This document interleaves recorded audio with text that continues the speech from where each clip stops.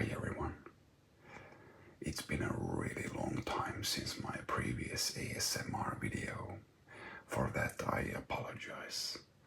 Of course I haven't forgotten about you or this channel, and like I read all the comments that you still make. I really appreciate that you're still watching, even though my content creation on this channel has been lacking, to say the least.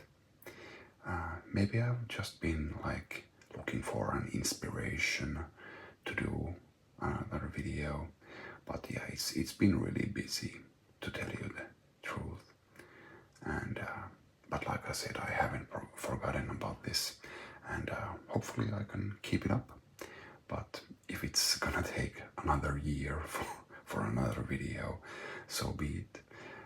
Again, I really appreciate it, that you still keep watching my old videos, and hopefully you'll find my new ones as well, such as this.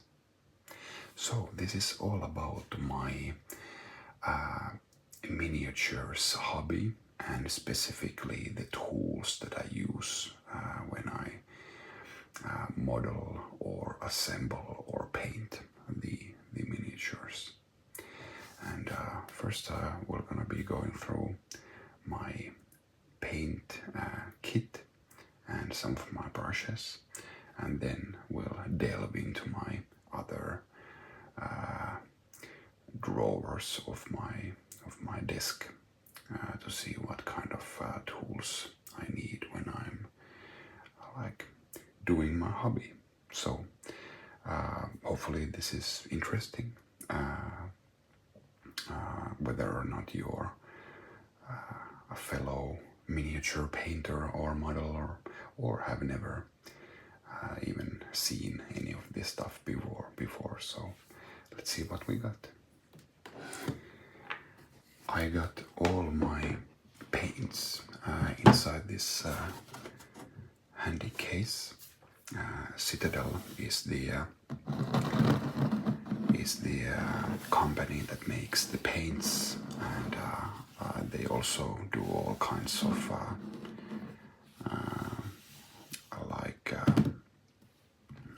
tools and various things.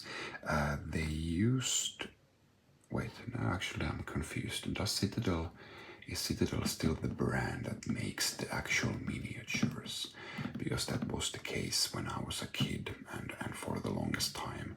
I think Citadel is just like the modeling brand, and all the miniatures themselves are Games Workshop that has always owned Citadel. But actually I'm not sure. But let's open this up. These clasps here on the sides, and here we go. I got wait, how many? 1, 2, 3, 4, 5, 6, 7. 1, 2, 3, 4, 5, 6, 7. How much is that? Is that 49? I think so.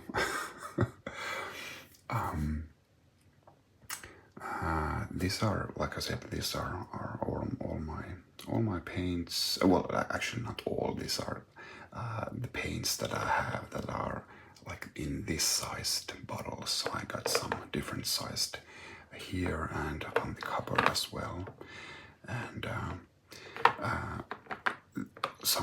most of the times this amount of, gotta arrange this amount of paint is enough for pretty much any project that I have, and like most of these shades are not something that I use regularly. Like you got your handy colors, like your trusted red or trusted blue.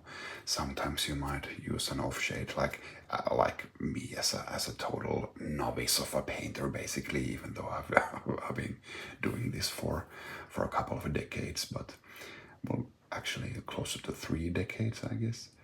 Well, in any case, I'm an okay, just a basic painter. I do quite simple things, but I like like to do them neatly, so that I'm not good at transitions and fades and stuff like that. I do like basic stuff, and I got a pretty good like work ethic when it comes to painting. Like I can do lots of like repetition and stuff like that. But yeah, most of these.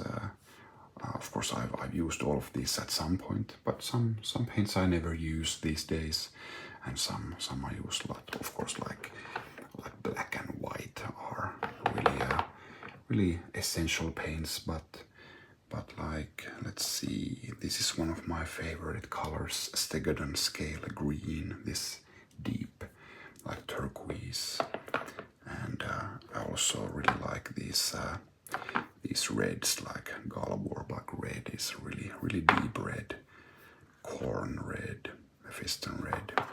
Some really nice reds here. Over here we have some shades. As you can see, these are very liquid. These shades are meant to like after you've painted the miniature with these, you're supposed to shade them with these. And the shade like runs into all the little recesses of the miniature, creating like shadows and highlights and stuff like that. So these are really handy. Like using shades is like pretty essential. Like you'll get a really flat miniature if you don't use the shades. After that, you can keep adding the highlights and layers, but I'm a really lazy highlighter. Like I usually just do the regular paint, then the shade, and then if I can, I like to do a dry brush on top as the highlight. I very rarely do like edge highlighting or something like that.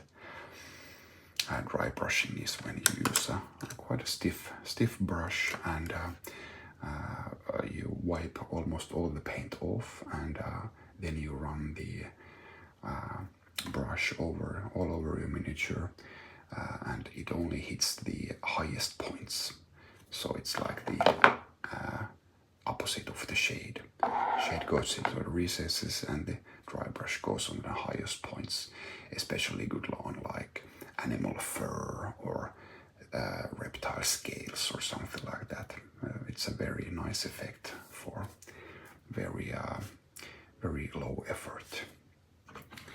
And when we can actually take this tray off here, and underneath it we got my brushes. I like to use the Citadel's own brushes whenever I can. I got a couple of non-Citadel ones, but I'm a really fan of the brand, and even though like stuff like brushes, like Citadel doesn't do anything like differently than any other company, and Citadel doesn't really have any like high-end brushes, but like I don't care. I don't have high-end skills, so I don't need high-end brushes as well. So these are the ones that I use like for most of the stuff. And here are some of my like old brushes that like are stained red. I can only use them for red shades, or are really frayed, or otherwise used up. So these I use when I don't need to have all that much accuracy or something like that, or I know that there's gonna be some damage done to the brush. So then I use one of these ones here.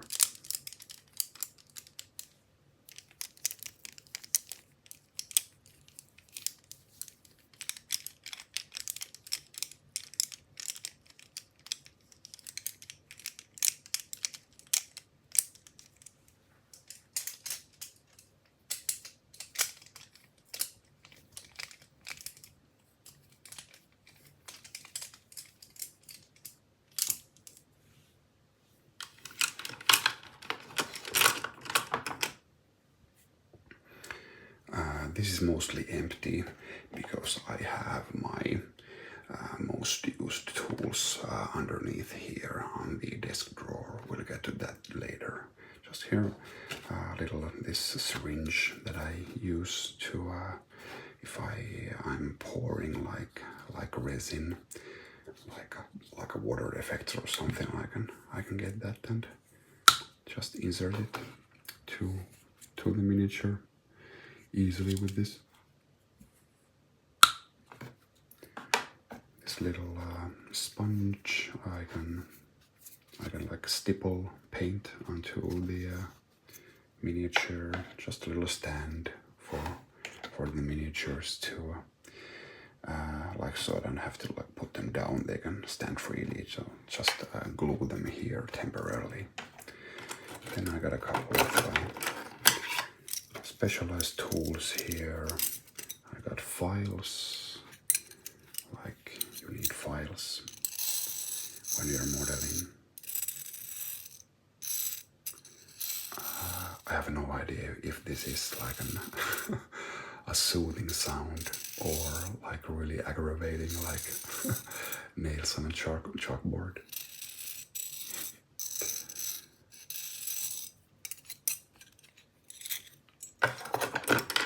Some more files.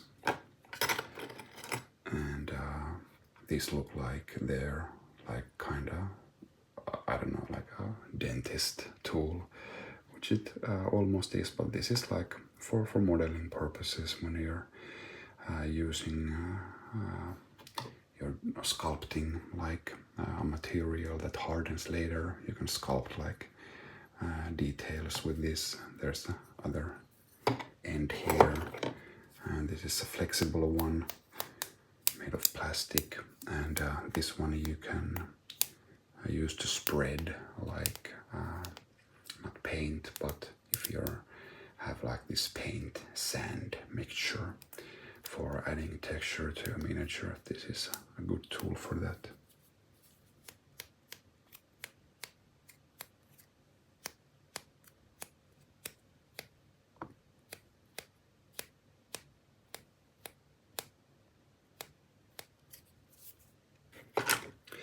But like I said, more tools coming later. I'll just put these away and then we can dive deeper.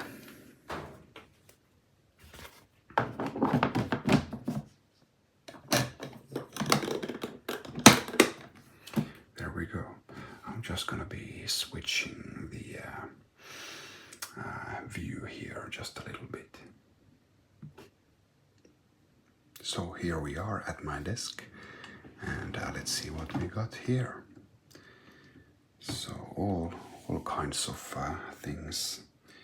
Where do I start? A couple of more tools here. This is from the same set as I just showed you. Another file and some tweezers. You gotta get tweezers,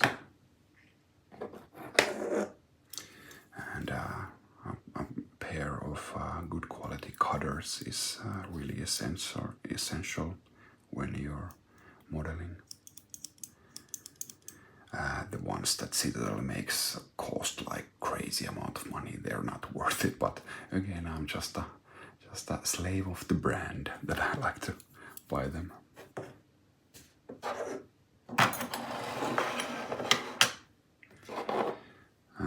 Another super essential one is your hobby knife. Really sharp blade here, and also got some extra blades here. These are actually differently shaped for different kinds of things. Like you got curved blades and flat blades, and but the one like this is the most used one. I got extra ones of those here as well.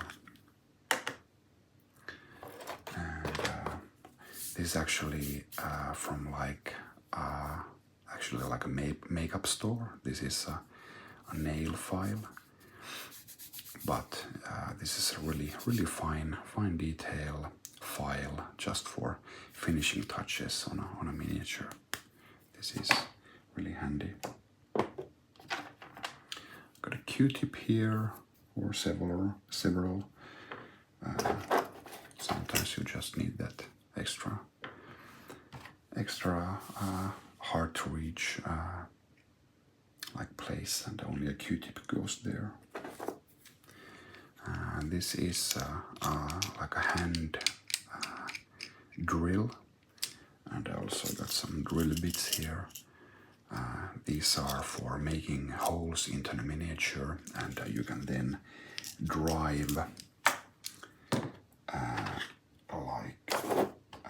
this metal rod. These are really actually quite thick. Usually I use something like a paper clip opened up, and just a little metal rod driven into the structure of the miniature, and then you can just get some more stability to the miniature. Got some more light. Got some more drill bits here. Yeah, you sometimes break your drill bits, so gotta have extras.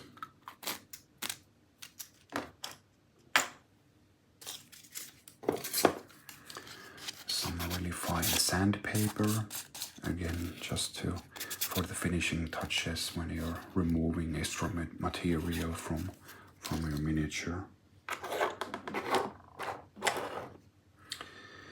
Then I got a little saw here. Just a little serrated edge here, and again for some really hard to reach places where you still like need to cut off a chunkier piece, something that you can just slightly carve out with this. Then you have to use this saw. And I also got some different kinds of saw blades here for different situations.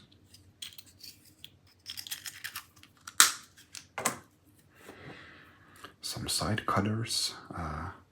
You shouldn't use like these fine detail cutters for the metal rods. You gotta use side cutters, or even big ones like this, so like they won't get damaged, unlike this one could get damaged even by cutting a paper clip.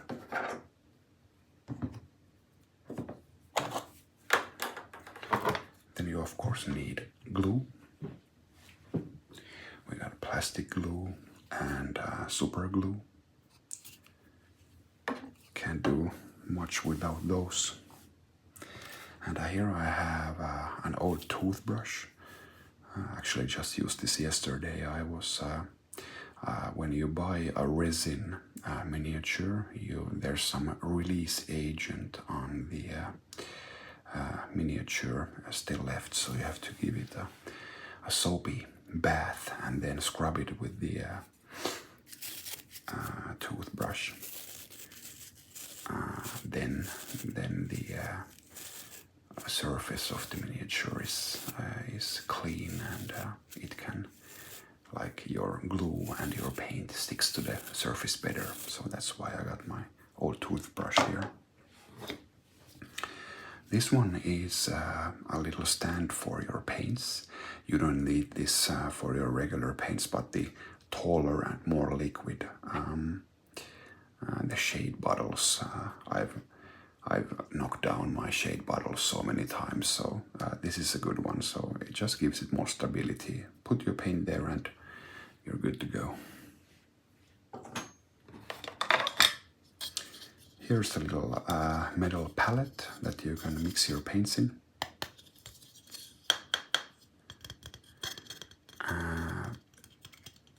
I also have a wet palette in the other. I'm gonna show that as well, but sometimes you just want to mix some paint, and you want to keep using it, you want to make a nice amount of it. Like, of course, you could just mix it on a piece of paper, but that like dries up in a second. So that's why it's nice to have these little pools here for that reason. From White Dwarf magazine, I got some of these paint like recipes. Like if you paint a miniature, you should like write down which paint you've been using for the miniature, because when you get back to like it could be a year or several years when you paint like similar kinds of miniatures, then it's really handy to have like it written down which paints you used, because sometimes it might be really difficult to remember or like see what exact paints you've been using. I haven't used these yet, but maybe someday. Here I got some basing material. These are like birch seeds that I collected myself. These make for a really nice leaves. I wonder if you can see here. So they're like perfect size and shape for big leaves on the feet of the miniatures or on the ground. Sometimes I've also like collected little roots or something like that, little twigs. Those make some nice trees or tree trunks on the miniature basis. Then I got a trio of these handles. Actually, maybe I should just start here. Like you can put your miniature here, it opens up and clamps down so the miniature stays in place, and you can just use this as a grip. It's easier to paint and easier to like manipulate the miniature, and you don't have to touch the paint job on the miniature. So this is a normal one, and this is an extra large one. You can put quite a big miniature here, and this is the normal one with these extra arms that are like useful when you want to add something that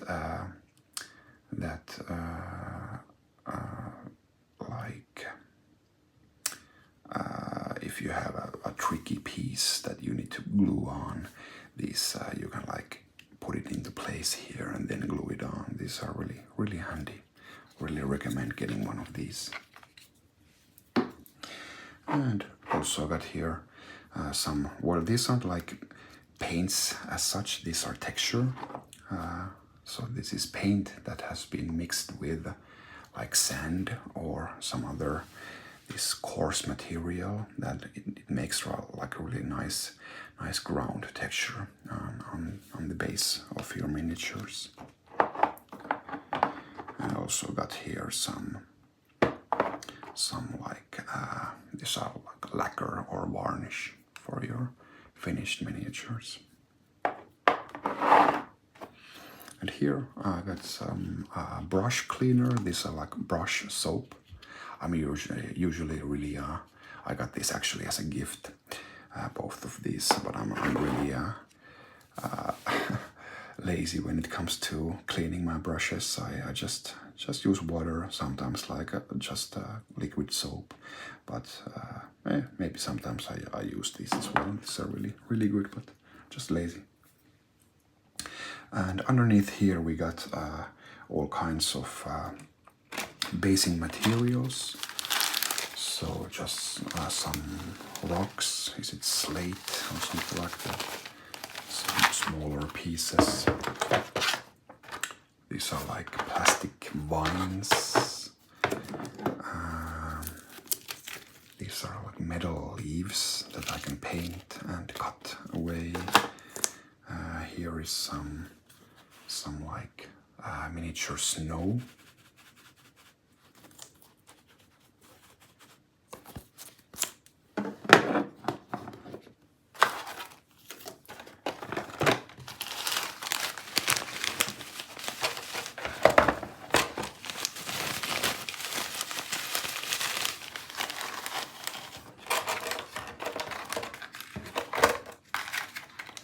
These are interesting, like these are little round magnets that I've primarily used on my bigger miniatures when I want to have pieces that I want to be able to remove. So I won't just glue it in.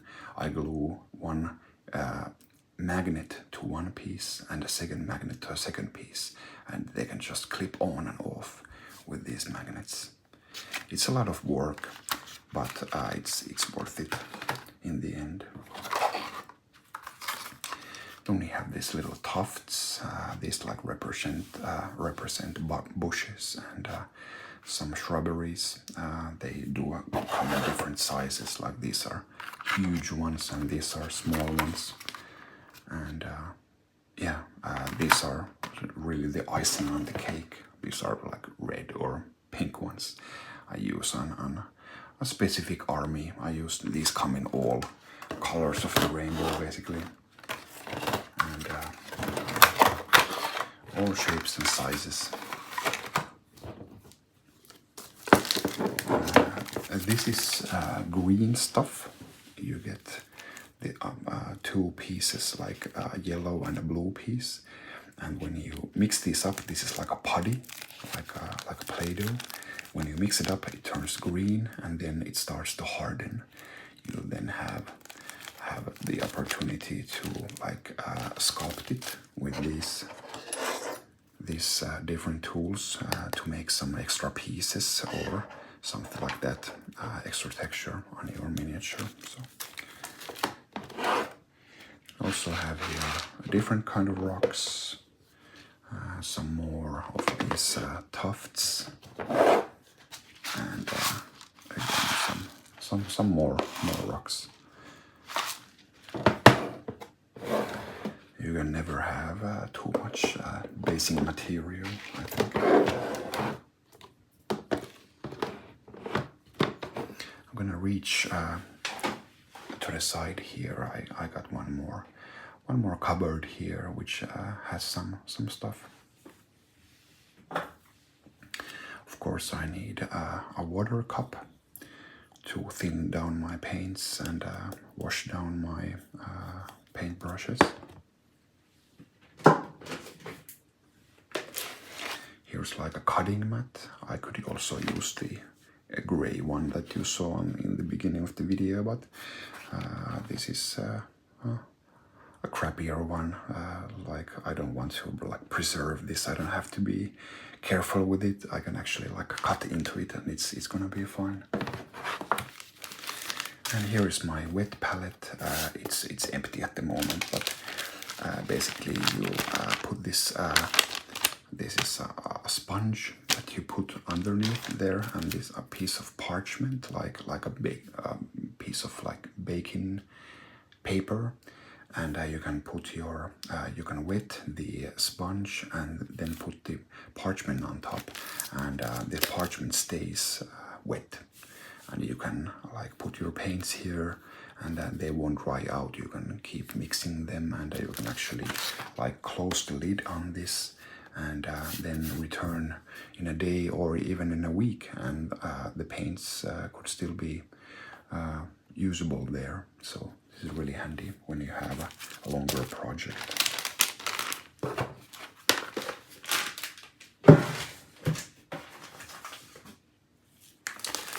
Some more basing material. I got here like fine sand.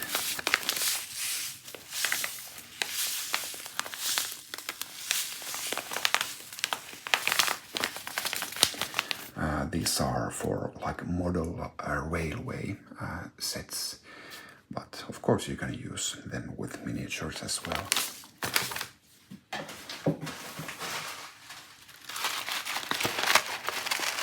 More rocks.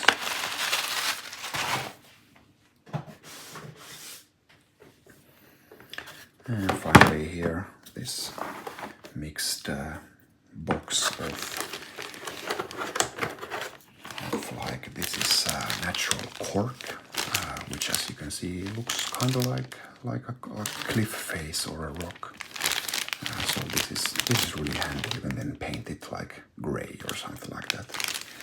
And then I have here all kinds kinds of bushes and tufts, and yeah, it's nice to have different kinds of things. You never know what you're gonna need at some point. It's always annoying when you're like deep into like a project, and then you realize, oh no, I don't have that kind of bush, or now I can't finish it when I'm missing that kind of texture or something like that. So it's handy to have a good like good wares in your house for all kinds of hobby situations.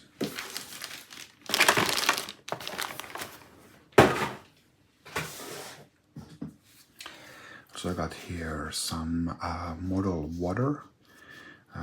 It's this one part liquid that hardens as a clear water effect to create like puddles or small bodies of water.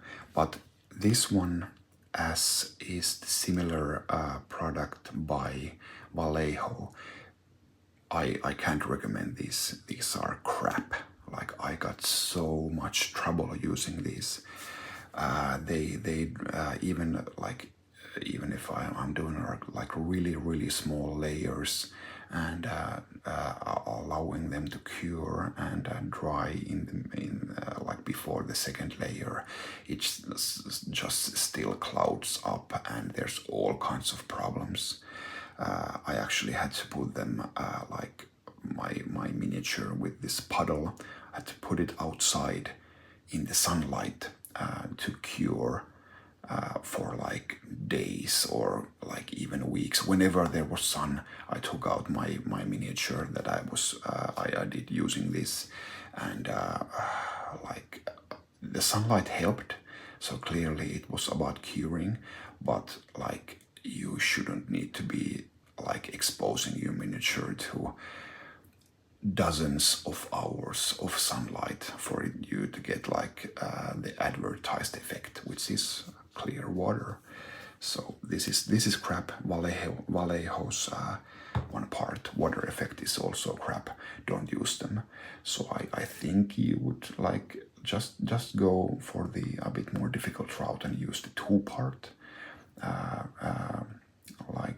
water effects, but those I haven't used, so don't quote me on that. But yeah, just be like careful when you're using stuff like that.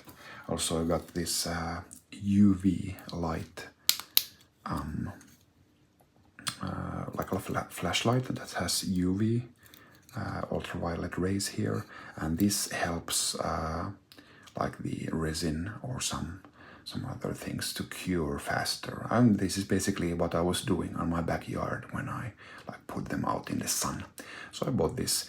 I actually haven't used this on anything. I was finished with the with the sunbathing project by then, but I bought this just for similar cases. So maybe I can just maybe like leave it hanging here and have it like help with the curing. Yeah, I guess that's pretty much it for this little video. I hope you found it interesting. Let me know in the comments if you like have if you are into this stuff and have like a favorite tool or favorite product that you like to use. I'd be really interested in hearing that. But yeah, also would like to hear from the comments what kind of ASMR content would you like to have from me. Like, do you like the eating videos or something like this? Well, like basically show and tell, and I just ramble on without any any script here. Well, thanks for watching this video. I hope the next one won't be like a year from now, but you never know. Of course, when you guys watch my videos, it's of course the best like incentive to do some more when I get some good views. But I know my videos are so infrequent that YouTube algorithm actively hates me. So I know that I won't be getting like similar views that some of my videos have done. But yeah, like I said, I haven't forgotten about this channel, and happy to do another video here after a long time. Follow me on Instagram and Twitter as well. I'm FinGamer there as well, and if you're into video games, you can also subscribe to my video game channel, just FinGamer as opposed to FinGamer ASMR. Again, thanks for watching this video.